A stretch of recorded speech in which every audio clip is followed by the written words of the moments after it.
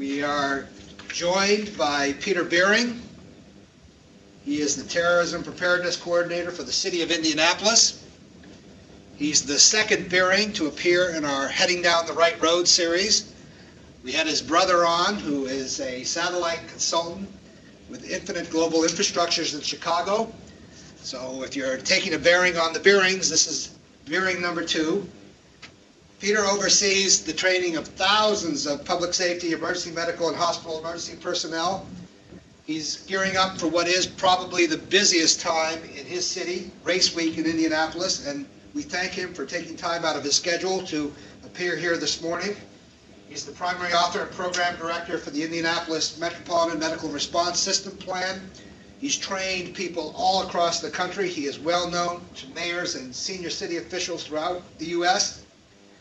He has a broad experience working with federal agencies, including the U.S. Department of Defense, the Department of Justice. He's a member of the Executive Session on Domestic Preparedness, which is a joint initiative of the Harvard University JFK School of Government and the DOJ. He's the lead author of Winning Plays, the Essential Guidance from the Terrorism Line of Scrimmage, which was published in 2002. He's part of the faculty at the Bureau of Tobacco and Firearms National Academy, and he teaches criminal law, evidence law, and terrorism at Indiana University. And we want to thank both Purdue and Indiana University, by the way, for hosting Mr. Beering out of the Indianapolis facility.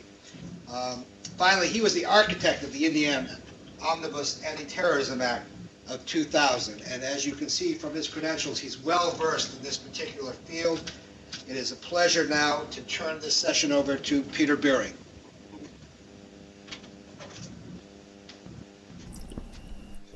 Your microphone is muted. Microphone is muted. Go ahead, Peter. Your microphone is slightly... It's muted. Muted. All right, is this better? Thank you. Can you hear me now? Much better. All right. Well, Yes. welcome to Indianapolis. It's a great time to be here.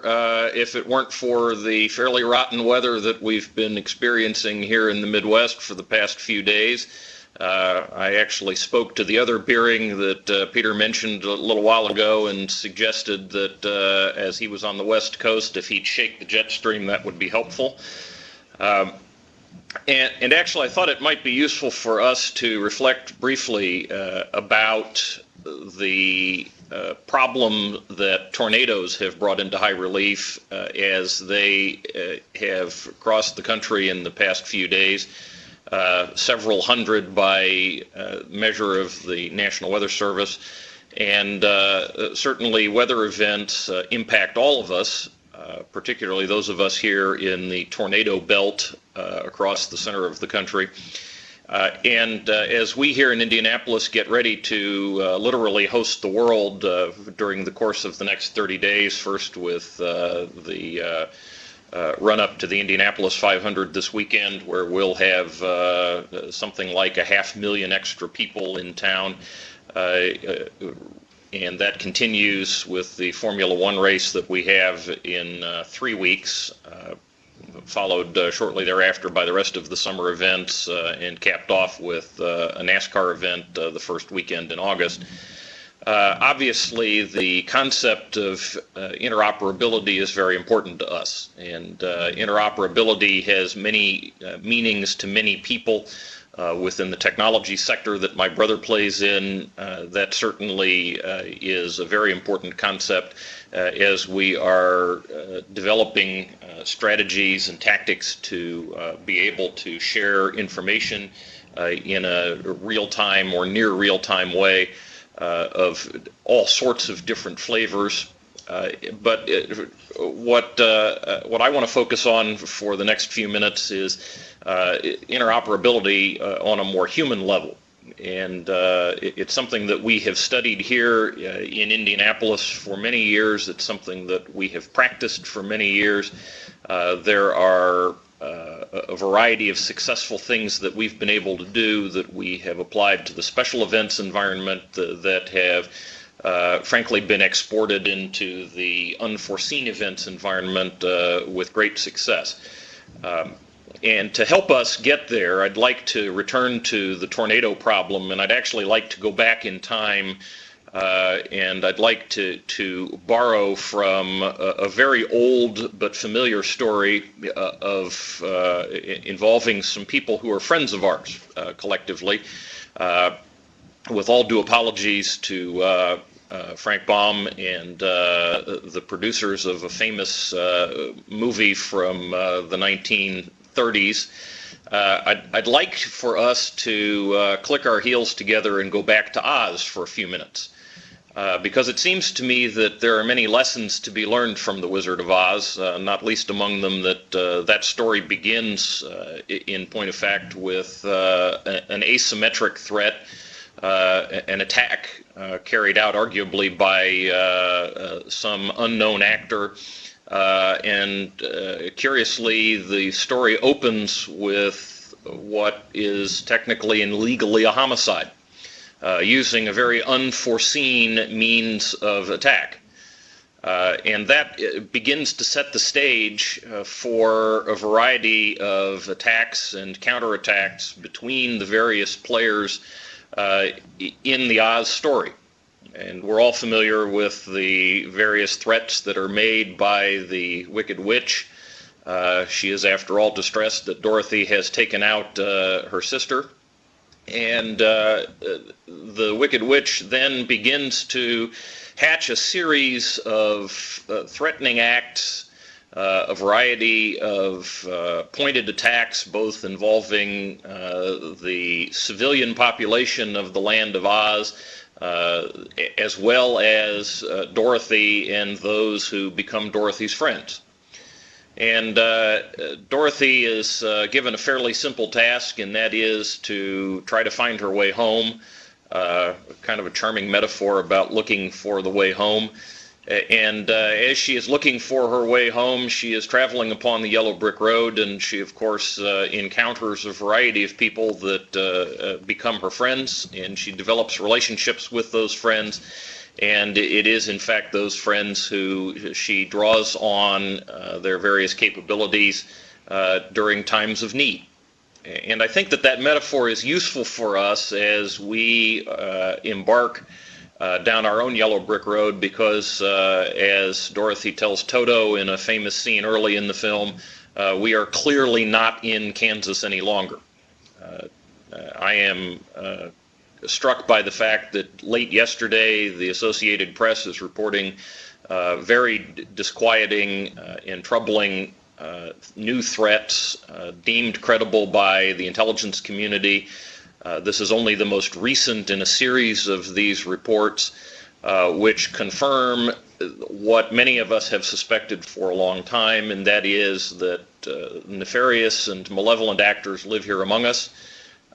This should not be a surprise to anybody that's participating in this program. I doubt seriously that it is. And we know that these people are extraordinarily patient, frighteningly creative, and devilishly clever in their overall operational methodology, as well as their sheer gutsy cunning in exploiting our vulnerabilities and our weaknesses. Again, nothing new for anybody participating in this program.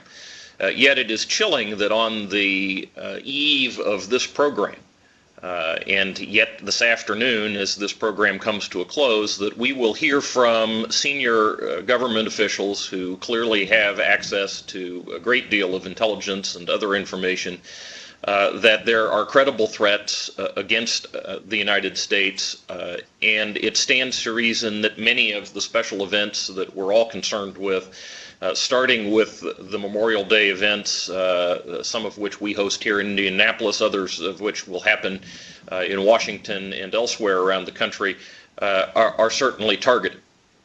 So I think that as a threshold matter that we need to recognize that this threat has not gone away, as enticing as the notion of the threat having passed may be, and that we have a very real responsibility to the citizens that we are responsible for to be thinking hard about how we can make our overall response systems better, both in terms of managing information, managing best practices, sharing that information among ourselves, and learning from the lessons of others. Again, I want to return to the Oz metaphor, because one of the things that we know is that there are some rather interesting dimensions to the relationships that Dorothy develops with the people on her journey. And we certainly know that her initial relationship is probably the closest, and that is with the purportedly brainless Scarecrow, who strikes me as being one of the wiser characters in cinema, certainly in contemporary cinema. And we know that he offers some rather sage observations about the state of the world as they saw it. And one of those sage observations, which I think bears highlighting, is that you'll remember he tells Dorothy that in response to her question, well, if you have no brain, how can you talk? And his response is that, well, there are a lot of people without brains that do an awful lot of talking. And I'm struck, as more or less a small footnote, that as we have progressed down our own yellow brick road, that there are many people who have emerged from the woodwork who are purported experts in all facets of homeland security, or homeland insecurity as it may actually be. And I am struck by the fact that almost 24 hours a day we can tune in to people who, in many respects, are offering an awful lot of groundless information. And I underscore that not just because this was one of the first conversations that Dorothy and the Scarecrow have, to lean on my metaphor a bit, but also to underscore the admonition that it's important for all of us to vet and carefully explore the backgrounds, the capabilities, the capacities, and the wisdom base for those who are offering suggestions and solutions. Too many times we've all seen that an untested solution that gets a lot of airplay or a lot of discussion is touted as being something that has more credibility than perhaps it's entitled to. And so my quiet caution, the lawyer in me, says that we should heed the admonitions of the Scarecrow and pay careful attention and subject to some serious scrutiny many of the solutions that we hear. Having said that, we know that developing relationships with our friends and developing friendships is perhaps the most important thing that we can do when it comes to developing response systems. We know that we are going to be called upon to deal with bad things. What the bad thing is caused by, from my municipal perspective, really isn't all that terribly relevant, because the people of my community have an expectation that we will, number one, have a system in place to try to prevent things that we can prevent, that will identify those problems when they happen as quickly as we can, that will respond resources to make it stop, that will do everything that we reasonably can to make it better.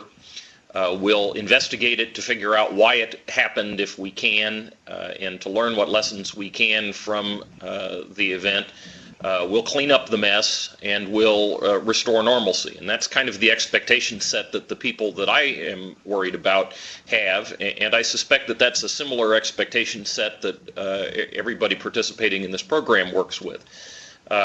We have to make things better, and that's the responsibility that we have, and it's not an insignificant responsibility, particularly when you consider the many dimensions that we're faced with dealing with this particular set of problems, made more complicated by the fact that we're not dealing with just tornadoes and severe weather and the natural problems and phenomena that happen in the world, but we also have a tremendous array of things that play out just as part of daily life, whether it's people having heart attacks and strokes, bumping into each other on the highway, falling out of trees or off ladders. or whether it is something that is caused by a malevolent actor.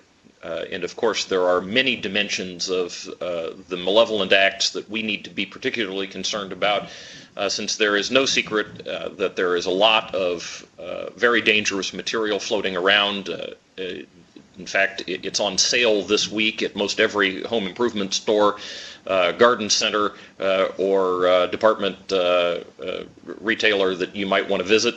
And I'm told that they will load it in the back of the car for you. So we have dimensions that we need to think about, and those dimensions are made slightly better by the relationships that we have with people who we'll call upon. And I would point out that as we've watched the video from various places that have had to cope with tornadoes and other severe weather in the past few days, as well as the video that we've seen from the several car bombings that have taken place, unfortunately, around the globe in the last several days, we know that the first people who come to help are our neighbors and our friends. And time after time after time, whether it's a neighborhood, whether it's a church, whether it is a retail environment, we know that the true first responders are those who have geographic proximity. And it stands to reason then that we should develop some reliance strategies that incorporate some self-help. Likewise, I think that it's useful for us to know the capacities, the competencies, the capabilities of those who are our mutual aid partners. And those mutual aid partners may be formal public safety agencies, they may be part of the public health environment, they may be part of the organized medical community. There are a whole host of human service and social service delivery organizations who will come into play. The news organizations of all communities play a very significant role, both in terms of the response as well as the informing, alerting, and warning components. And I think it's important for us to develop a broad-ranging series of relationships. My former boss, Jim Morris, who now heads the World Food Program for the United Nations, is fond of saying that you can't have too many friends. And I think that that is absolutely true, particularly as we are dealing with unexpected, unusual, and very troubling potential incidents in all of our communities. We need to have a lot of friends that have a lot of capabilities, and we need to have a pretty good idea how to communicate with them, both in terms of the language that we're going to use, as well as the technologies. And I'll defer to others who are smarter than I about exactly what platform we use to communicate, reminding everybody that we've been communicating using different technologies for a long time, starting with drawing pictures on the wall of the cave to some of the very sophisticated systems that my brother bounces around the globe and elsewhere to share information and knowledge. And related to that, I think, is that not only do we need to have relationships, but we need to think long and hard about how we share information among ourselves. And this is not necessarily a technology platform discussion. It is more an informal as well as a formal sharing of information that is of interest to people. Yesterday I met with one of our suburban police and fire chiefs from a major community just north of Indianapolis, where they have a number of the hotels that race fans and others stay in during our major special events. And one of the issues that the chiefs raised was the sharing of information. And I pushed on that issue a little bit with them to get at exactly what information they were looking for, because there are many kinds of information. There are intelligence factors, there are law enforcement kinds of things that we're looking for. There is certainly health surveillance and public health information, as well as a whole series of pieces of information about who is staying where, what people are doing, are there any particular issues or challenges associated with any venue or any of the people that are staying there. And I'm struck by Craig's comments about SARS. Who would have thought that people participating in, of all things, a public health discussion in China would be involved in one of the most problematic outbreaks of an infectious disease in recent clinical history. So I think that there are layers of information that we need to be thinking about. There are a lot of platforms. Sometimes those platforms are as simple as sending out a global email, which we do here in Indianapolis every morning. We send out a briefing to a couple of hundred people on a distribution list that represent various agencies and organizations, public and private, that may be called upon or impacted by some sort of an event. And we're not limited to nasty and uncomfortable things. We include a whole variety of health and public welfare, law enforcement, public safety, as well as some private sector concerns, infrastructure issues, and those types of things that affect the broader community. And that is a fairly inexpensive thing. It simply requires the investment of a little bit of time and some staff time to build the distribution lists. So we have an incumbent need, I believe, for the sharing of a variety of different kinds of information. Concurrent with that, and very much related, there is a need to ramp up our overall sophistication and our core competencies. In the early 90s, when Senator Lugar and Senators Nunn and Domenici began to raise questions about weapons of mass destruction and begin the dialogue about how we would respond to these kinds of problems if they were leased on an American community. We discovered that it had been many years since people had had an active discussion of how these various weapons might manifest themselves if they were released on an unsuspecting population. We certainly had people in the military who had spent a fair amount of time studying this and developing countermeasures, but for most municipalities, this was not on the radar screen. And what we discovered is that there were critical needs and critical gaps in ramping up the base knowledge set. Unfortunately, much of the public discussion that has taken place, certainly since the 11th of September, in the last 3 or 4 years, has been about suits and boots and protective gear and about stuff. Whereas, in my judgment, the more important discussions are the ones that we are only having now, and that has to do with ramping up baseline knowledge, developing training programs for clinical professionals so that they will recognize diseases and symptom sets that they may only have read about in a medical textbook, as well as applying that baseline knowledge to treating those things and responding to those challenges that we are now facing using the contemporary treatment methodologies and the contemporary response methodologies that we now have available to us. Imagine how much simpler responding to suspected SARS cases is when you deploy a piece of now fairly common firefighting technology, the thermal imaging camera, to screen people at international gateways, to look for folks that have a higher temperature signature. That is absolutely non-invasive and is a fairly effective means of screening people that are potentially carriers of a very problematic virus.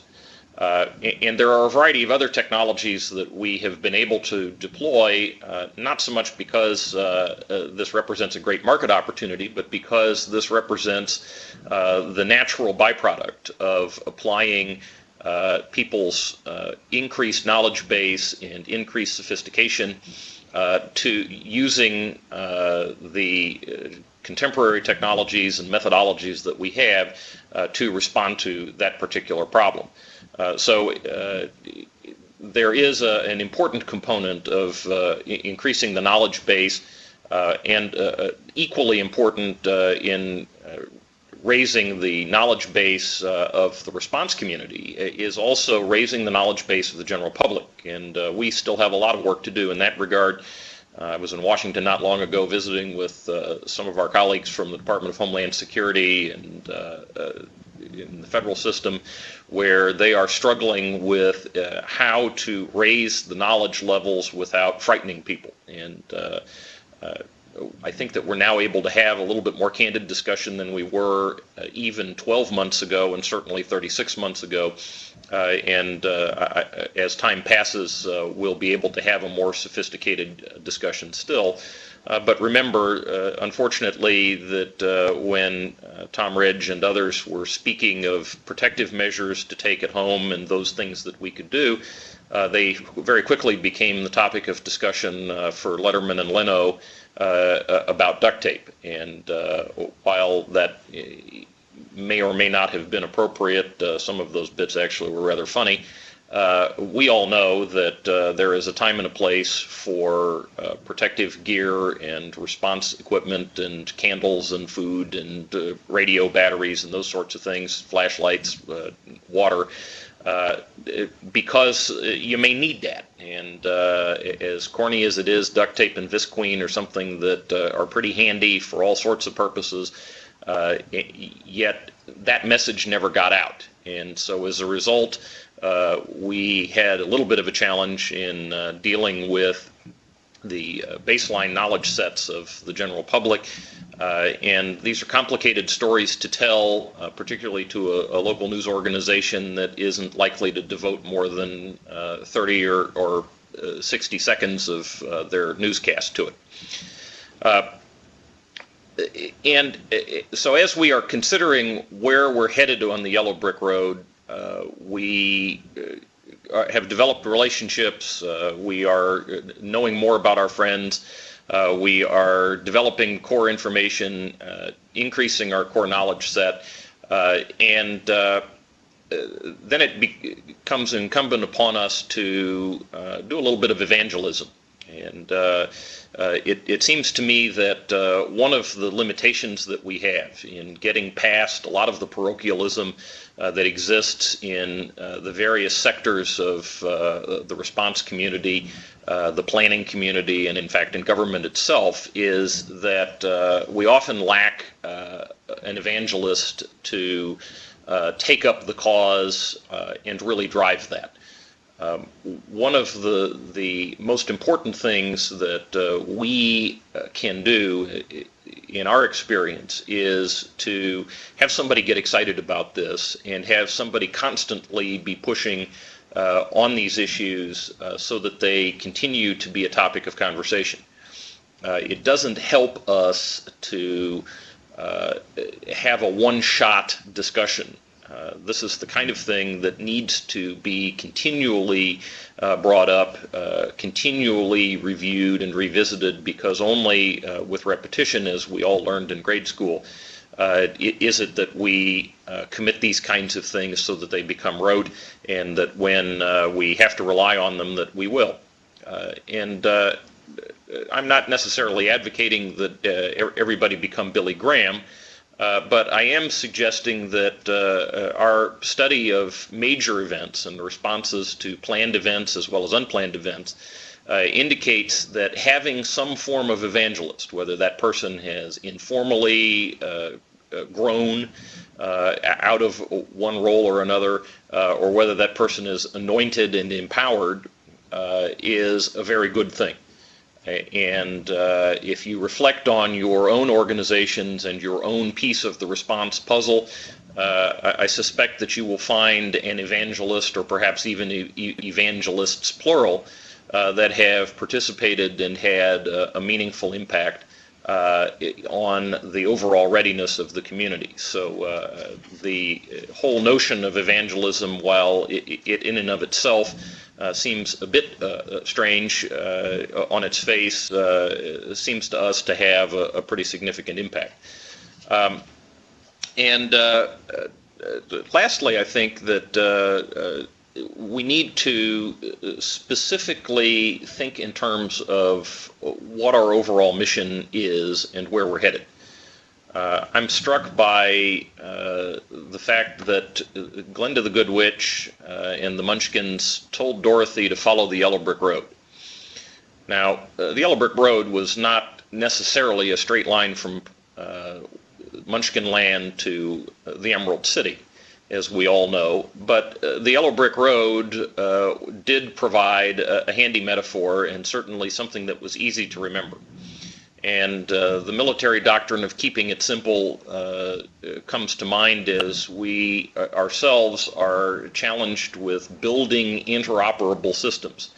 And too many times as we have struggled with how to work together, how to overcome some of the parochial challenges that we all face, we have become mired in complicated discussions of jurisdiction and the legal pieces that are associated with response, instead of remembering that the end game objective is to share information, shoulder the burden together, and to develop those mechanisms that can respond to both the mundane and also to the extraordinary.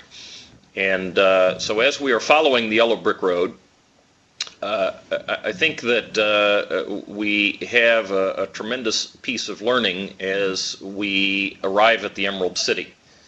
And you'll recall that Dorothy and Glenda the Good Witch have a discussion about how she can go home, and Glenda tells Dorothy in what may be the most important piece of advice ever given, you've always had the power to go home.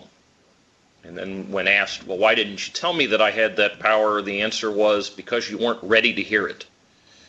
And I'm particularly struck that prior to 3 or so years ago, we weren't ready to hear the message that we were America with very vulnerable circumstances.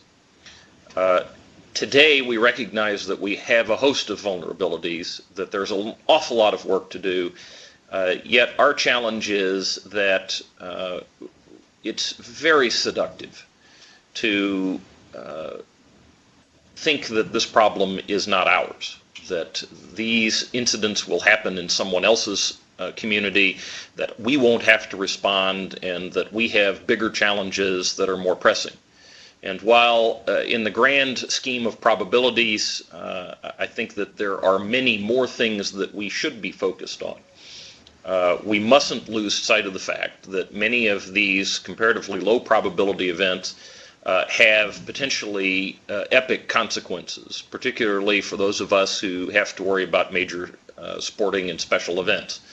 But even if we don't have to worry about major sporting and special events, the Little League game, the parade, the festival, all of the things that our own communities host are potential targets in this day and age, because we're dealing with people who are looking to make an impact, and what would have a bigger impact, doing something to a major metropolitan area or having some sort of an attack in a small community, or perhaps both, remembering that the hallmark of one of the nefarious actors that we deal with is simultaneous and cunning attacks. So remembering that the sage knowledge imparted to Dorothy that we actually hold the keys ourselves, I think is a fruitful thing. Because the whole interoperability notion begins with our own knowledge, our own training, the relationships that we have with others, and the people that will come to our assistance in times of great need. And that, I believe, is the best piece of information that I can provide to all of you. And with that, Peter, I'll shut up and answer questions if there are any, and we'll go from there. George. I have a question. The biography talks about this book, Winning Winning Plays. I was wondering how one could go about getting a copy. I didn't. Is it published through special channels? I didn't find it on Amazon.com. Winning Plays is actually a discussion paper that we released. We actually wrote it and privately placed it in the White House and then the Office of Homeland Security in December of 2001. It was, in effect, a cookbook for Tom Ridge and his staff. The document was formally released on the 6-month anniversary of the attacks as a tribute to our colleague, Jack Fanning, who unfortunately was among the victims of the attacks on the World Trade Center. That can be downloaded from the Harvard website, and later today I'll put a PDF copy of that in Peter's hands so that he can redistribute that to people who are participating in the program. Thank you. Peter, if you would, I'd appreciate it if you would send it, and I'll email you that address, but to GM, and this is a reminder to anyone listening about sending us questions now, but to the gm@umcs.maine.edu site. If you would send it there instead, I would appreciate it. And thank you for that offer, Peter. Yeah, I can post it on our website. So. Yeah, we have no restrictions on the document. We're very happy to share it. Okay, great. Thank you. With respect to the executive session on domestic preparedness, what's the status of that particular activity right now? Well, the executive session was actually impaneled in the late 1990s as a collection of experts to think about some of the more esoteric aspects of the challenges of terrorism. One of the things that we discovered early in our discussions was that there are certain cycles that happen in conversations about terrorism, particularly with respect to weapons of mass destruction, improvised explosive devices, and various forms of attack. And what Richard Falkenrath, who was the original architect of this program, now of the White House staff charged with thinking of Homeland Security full-time, Richard's objective was to gather the top 25, in his view, practitioners of various public safety, public health, and medical disciplines to think really hard about some of the issues. The session wound up its formal work with the release in November of First to Arrive, the State and Local Response to Terrorism, which was one of 2 books that was published. That is available on Amazon.com. It was released, actually published by MIT Press. First to Arrive is a collection of papers on various topics that range from the structure of government, some of the specific challenges of various government entities, how the entire topic of Homeland Security should be looked at architecturally, both in terms of the architecture of government, the architecture of response, and in fact there's an article about the architecture of buildings, which is an important consideration, made more so by the several attacks that we've seen on major edifices. There are several pieces, including one that I wrote about the infrastructure and about the specific challenges of assessing infrastructure, and a number of other pieces. So I would encourage you to take a look at that. There is a companion book that was also released that it deals with some of the other challenges of Homeland Security, also by MIT Press. So I would call to your attention the MIT Press website and or the Harvard websites, where there are links back and forth to pick up all of those materials. Okay, so the first book is First to Arrive, and the second book is... What's the title of the second book? The second book is Responding to Terrorism. Oh, by the way, Arne Howitt. Arne Howitt is the editor of the second book. Juliette Kayyem, who you've probably seen recently on NBC and MSNBC, is the editor of the first book. Okay. By the way, I found a PDF of your winning plays, so you don't have to send it. I got a copy. Excellent. I have a specific interoperability question for you.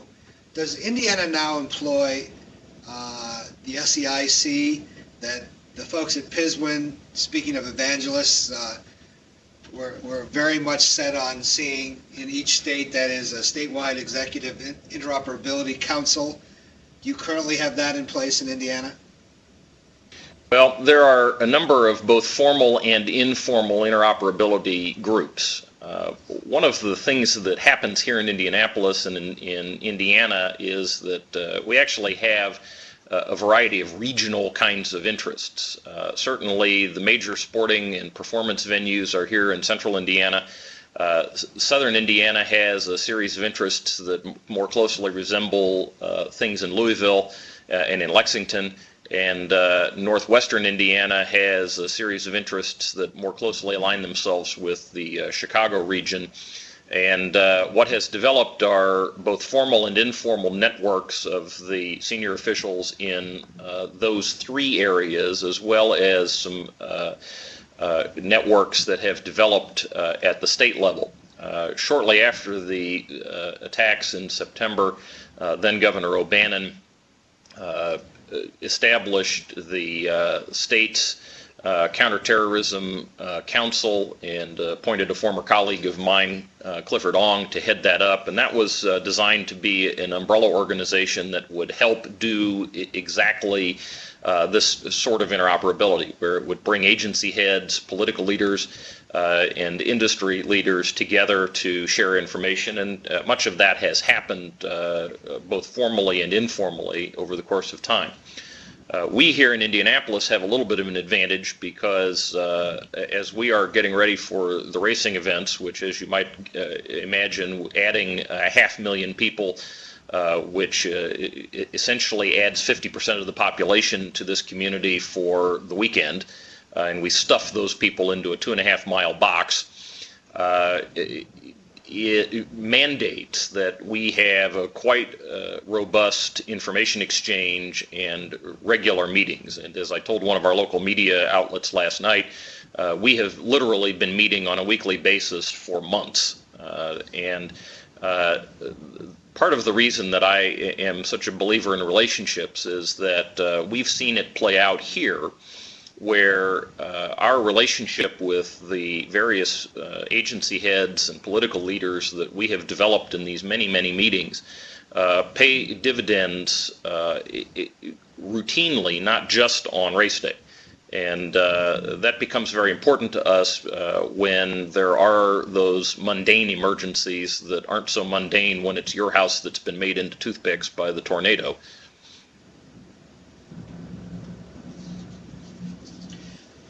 Couple more questions, Peter, and then we'll let you go. First, in terms of evaluating best practices, do you have what you consider to be at your fingertips the ability to drill down and see across all states now what sorts of best practices have evolved to address specific areas of concern? Well, I think that there are a number of states that have excelled in a number of different areas. And likewise, there are a number of communities that have excelled in a number of areas. There are some core competencies that people have really pushed the envelope on. There really are quite a number of them. If you think in terms of mechanisms to identify bioterror kinds of problems, and the overall coordination of a variety of disciplines, I think a lot about Baltimore, and I frankly think about us, where Mayor Peterson here in Indianapolis, at my request, put all of the hospital executives together in the same room, and we put competition and managed care aside, and we considered the very difficult questions of how we would treat a great number of people.